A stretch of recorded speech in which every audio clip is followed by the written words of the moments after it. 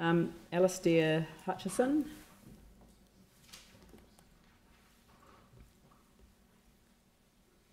Your Worship, Councillors. Welcome. I'm here as a private citizen, a long-term resident of Sumner, and a rather long-term friend really of the Avon Heathcote Estuary and the southern foreshore.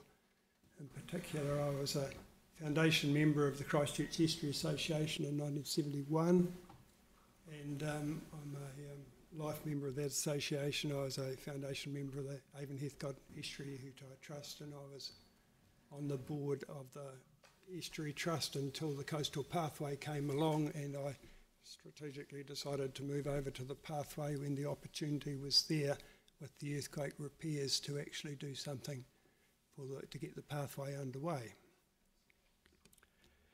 I'd like to thank you all very much for the huge amount of time you've spent on the 10-year plan. It's incredible, and I really appreciate that as a private citizen. I'd like to thank Councillor Templeton in particular for her best efforts to get funding into the 10-year plan, for some more funding for the pathway. My first point, and I'll just add to the points I've made, I certainly won't repeat them. I've tried to be as direct as I can, and I'll continue to do that, and if I look up, it's not for inspiration, but to watch the clock. Please provide sufficient funding in the 10-year plan to complete the pathway. My point is that if it's your intention for the pathway to be progressed in its last section within the next 10 years, then there should be funding in the plan. I've heard an argument from staff, but because we don't have the exact figures for the Monks Bay section, or we couldn't, then we'll ask for the money in 3 years' time, but that doesn't seem to me to fit with the purpose of a 10-year plan. So I believe even if the money is slowed down through the 10 years through necessity or something, the funds should be allocated in the 10-year period if it's your intention to finish it. It is, as Scott said, it is a council asset. It was initiated by a private group. I'll certainly remind you it was an unanimous decision of councillors to generously put the initial money up, which was quite unusual, I think. It was seen as a post-earthquake recovery project, and it was sold and seen and accepted, I think, in that light. I think the money's been very carefully spent to date. I don't think by the staff who have worked on the pathway, they've been very careful to try and keep the money for the pathway and not have it used by other bits of the roading and drainage and things like that.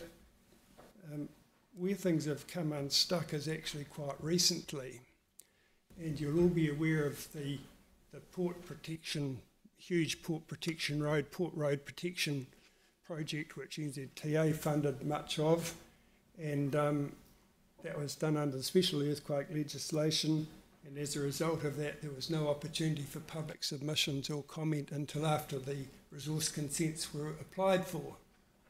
Well, I was on the executive of the Sumner Residents Association, and we put in a submission, and the plans were all finalised. We put in a submission and said, hey, you've forgotten about the path, we'll reinstate the pathway between Sumner and Redcliffe. And you could easily do that if you just moved the big rock bun back a wee bit, just put a wee curve in it. You've got your 4 metres, no trouble. But the problem was they had already applied for the consent. There was no way this juggernaut could be stopped or slowed down.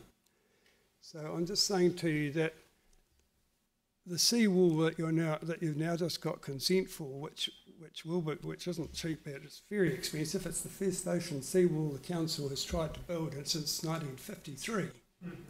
And it's not to be underestimated. The high tide is lapping against the old seawall now. It's not an easy thing, and I've got my doubts about how much it's going to cost.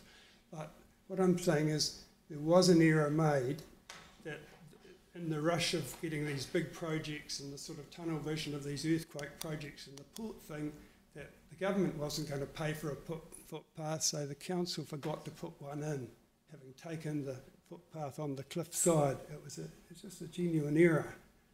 But the consequences is that you're probably now paying $3 million for a seawall that you shouldn't have had to pay for until you do the shore protection works in 10 years' time for Sumner and the road. There was easily enough room for 4 metres on the seaward side. And so it's an argument that it's not one that the Coastal Pathway can sort of publicly speak about, but as a person who wrote submission for the Sumner Residents Association, I can speak about it personally, that it's just a shame that the last of the big chunk of money that you people so generously gave to the pathway, a large chunk of it is actually going to be paid to build a bloody seawall, which is a major engineering project, which wasn't really necessary, and it's just one of those things. And that would have been the money that would have built half of Monks Bay, in fact. Anyway, that's a lot of time, isn't it? Thank I think you. that's probably my main point. If you can't do it straight, if you need to spread it over time, I understand that, but we do need something to stop people falling into the estuary between Shagrock and the rowing club, because there are 3 metre drops, about 12 of them, and it's a real public risk in the short term there. Right.